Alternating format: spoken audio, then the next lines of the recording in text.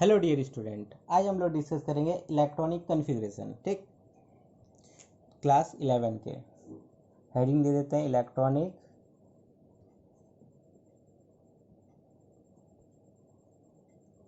Configuration.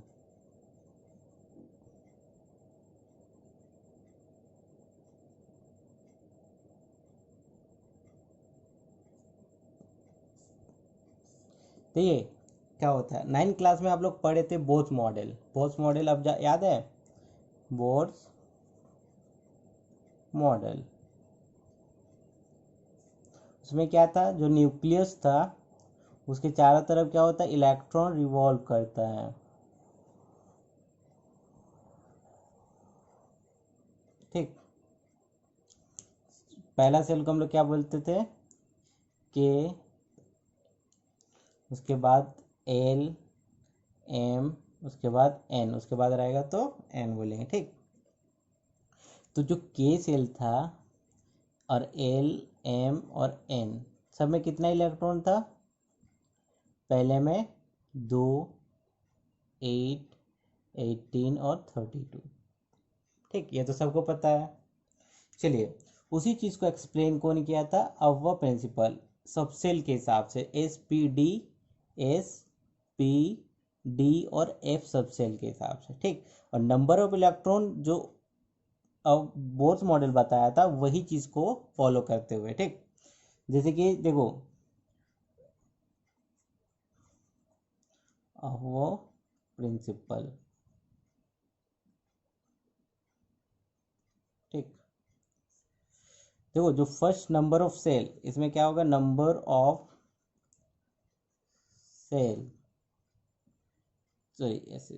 ठीक, तो क्या होगा, नंबर ऑफ सेल, फर्स्ट जो के सेल को 1 मानेंगे, उसके बाद 2, उसके बाद 3, उसके बाद 4, 5। ठीक, कंटिन्यू होता रहेगा जितना सेल रहेगा। तो देखो, पहले में 1s2 होगा, सेकंड में 2s2, 2p6, थर्ड में 3s2, 3p6 और 3d10। फोर में क्या हो जाएगा, 4s2, 4p6, 4d10 और 4f14। उस हिसाब से 5 का भी होगा। 5s का क्या हो जाएगा, 5s2, 5p6, 5d10 और 5f14। क्लियर? उस हिसाब से कंटिन्यू होते रहेगा। तो देखिए, अक्सर ये चीज़ तो समझ में आ गया। अक्सर क्या होता है कि जब भी हम लोग लिखते हैं कन्फिग्रेशन, वो एनर्जी लेवल के हिसाब से लिखते हैं। ये तो नहीं लिखते हैं कि डायरेक्टली इसी चीज़ को लिख दिए हैं, ऐसा तो नहीं करते। उसको एनर्जी के लेवल में लिखते हैं, जैसे कि 1s2, 1s, 2s, 2p, 3s, 3p, उसके बाद 4s, उसके बाद 3d लिखते हैं। ठीक, बट इस हिसाब से लिखेंगे तो पहले कौन आएगा, 3d आएगा, उसके बाद 4s आएगा। बट क्या होता है, 4s पहले लिखते हैं, उसके बाद 3d लिखते हैं। तो इसको हम लोग बोलते हैं एनर्जी लेवल। क्या बोलते हैं? Energy level. क्लियर? तो देखिए, एनर्जी लेवल में लर्न करना थोड़ा हार्ड हो जाता है, क्योंकि कौन पहले आएगा, एस पहले आएगा, डी ए पहले आएगा, एफ पहले आएगा, कौन पहले आएगा। ठीक, तो उसको लर्न करने के लिए एक ट्रिक है, उस ट्रिक को हम लोग देखेंगे। ठीक, चलिए इसको हटा देते हैं। लिखना होगा तो आप स्क्रीनशॉट कर वीडियो को पॉज करके भी लिख सकते हैं। ठीक, चलिए देखिए, पहला सेल में कितना, पहले 1s, उसके बाद कितना होता है, 2s, 2p, उसके बाद क्या होता है, 3s, 3p और 3d, उसके बाद क्या होता है, 4s, 4p, 4d, 4f। उसी हिसाब से 5 का भी होगा, 5s, 5p, 5d और 5f। उसी हिसाब से 6s, 6p और 6d। ये भी होता रहता है, एफ भी होगा। ठीक ना, 6f भी होगा, बट क्या ट्रिक करने के लिए हम लोग इसी चीज़ को यूज़ करते हैं। ठीक, तो 7s, 7p। क्लियर? अब देखिए, हम लोग क्या करेंगे, इसको सबको सर्कल कर देते हैं।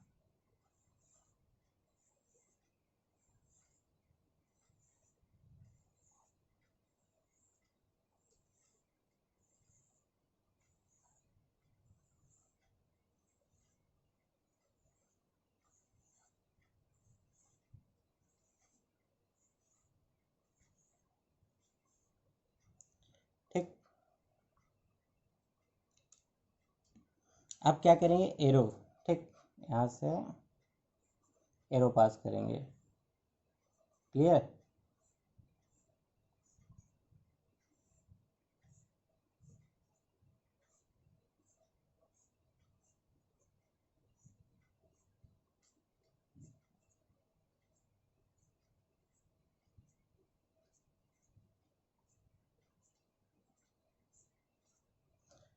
अब देखिए सब एरो क्या करें, आपस में कनेक्ट करेंगे।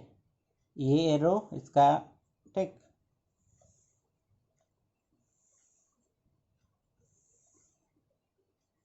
Just like a Christmas tree.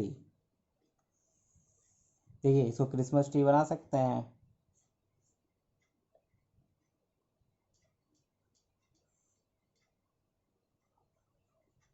ठीक, बन गया क्रिसमस ट्री।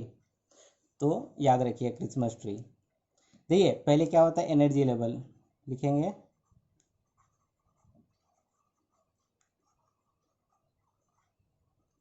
पहले देखिए 1s, उसके बाद क्या लिखेंगे 2s, उसके बाद 2p, उसके बाद क्या यहाँ तक आ गया 3s, उसके बाद 3p, उसके बाद 4s, उसके बाद जाके 3d, उसके बाद 4p, उसके बाद 5s, उसके बाद 4d, उसके बाद 5p, उसके बाद 6s, उसके बाद 4f, उसके बाद 5d, उसके बाद 6p, उसके बाद 7s, उसके बाद 5f, उसके बाद 6d, उसके बाद 7p।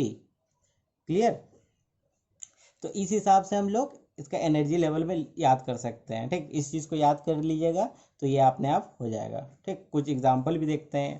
ठीक, चलिए इसको हटा देते हैं। जैसे कुछ एग्जाम्पल देखते हैं,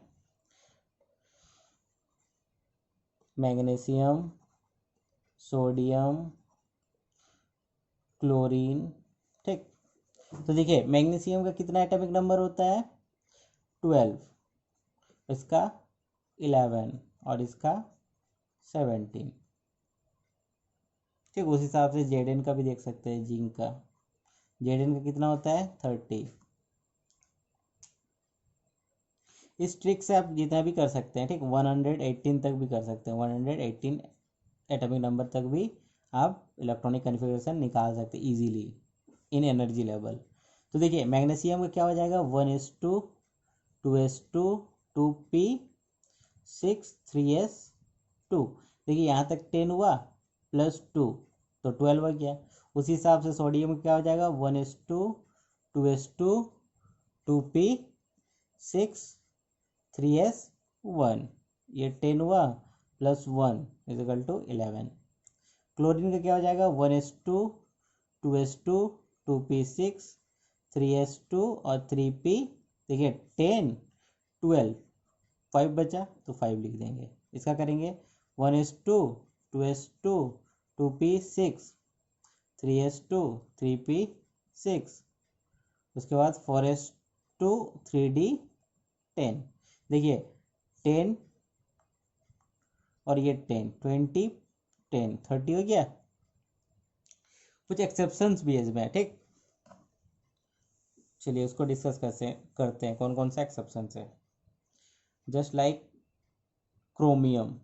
ठीक, क्रोमियम का एटॉमिक नंबर कितना होता है 24।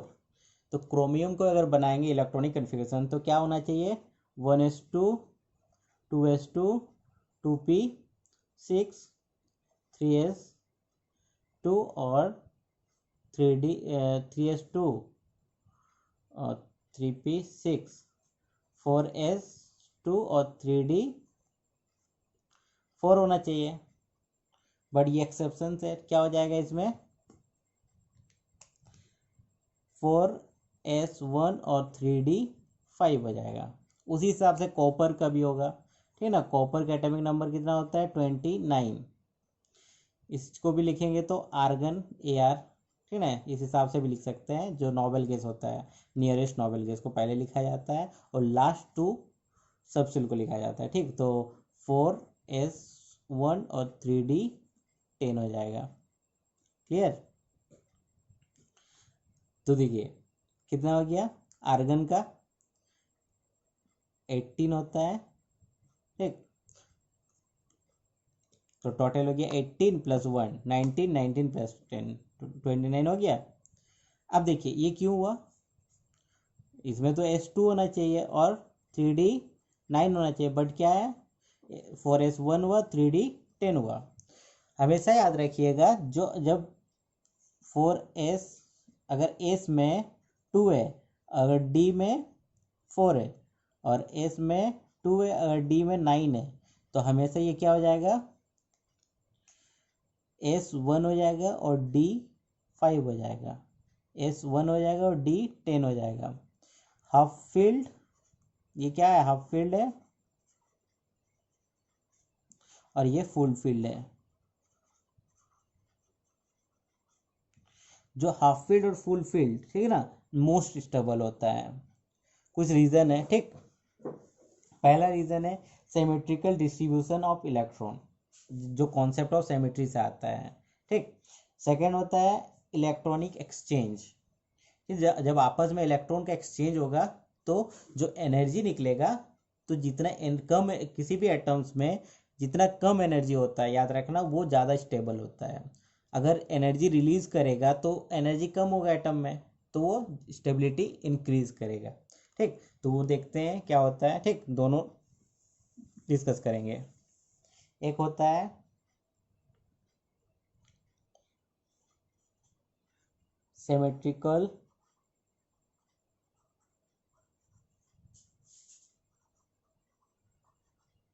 डिस्ट्रीब्यूशन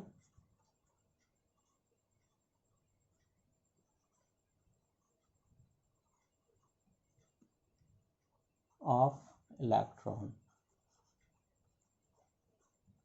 ठीक है, आपस में डिस्ट्रीब्यूट करता है। सपोज D2 लिखते हैं और S2 और D4 लिखते हैं, तो D में कितना होता है 5, ठीक। तो देखिए हमेशा याद रखिए अकॉर्डिंग टू हंट्स रूल, पहले हम लोग क्या करें, एक एक करके फिलअप करेंगे 1, तो कितना 4 इलेक्ट्रॉन है तो 4। उसी चीज़ को अगर S1 और D5 लिखते हैं,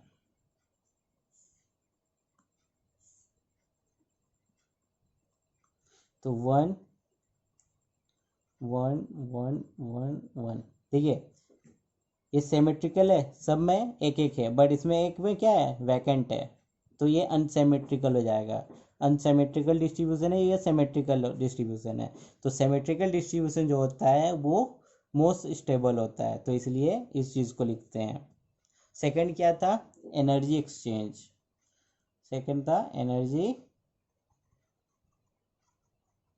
एक्सचेंज।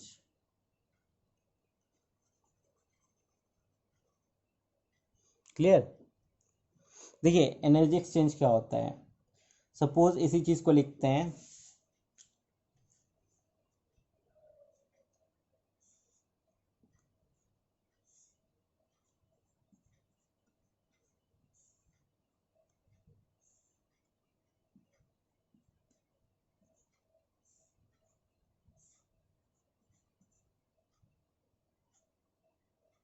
ठीक है। पहला वाला इसको देखते हैं, ठीक। कितना 1 2 3 4, 1 2 3 4, 1 2 3 4। देखिए एक्सचेंज का मतलब आपस में एक्सचेंज करना, ठीक। ये अगर इलेक्ट्रॉन कहाँ पे जा सकता है, इसके साथ एक्सचेंज कर सकता है, इसके साथ एक्सचेंज कर सकता है, और इसके साथ एक्सचेंज कर सकता है। ये इलेक्ट्रॉन किसके साथ, इसके साथ एक्सचेंज कर सकता है, इसके साथ कर सकता है, ठीक। और ये लास्ट वन इज आपस में एक्सचेंज कर सकता है, ठीक।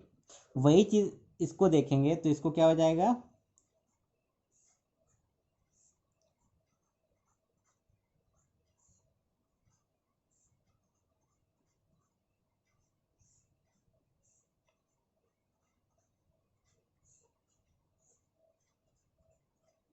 देखिए इसको करेंगे तो 5 है, 1 2 3 4 5, 1 2 3 4 5, 1 2 3 4 5, क्लियर, 1 2 3 4 5। देखिए आपस में एक्सचेंज करेगा, ये इलेक्ट्रॉन किसके साथ एक्सचेंज कर सकता है, इसके साथ एक्सचेंज कर सकता है, इसके साथ एक्सचेंज कर सकता है, इसके साथ एक्सचेंज कर सकता है, ठीक। और इसके साथ भी एक्सचेंज कर सकता है।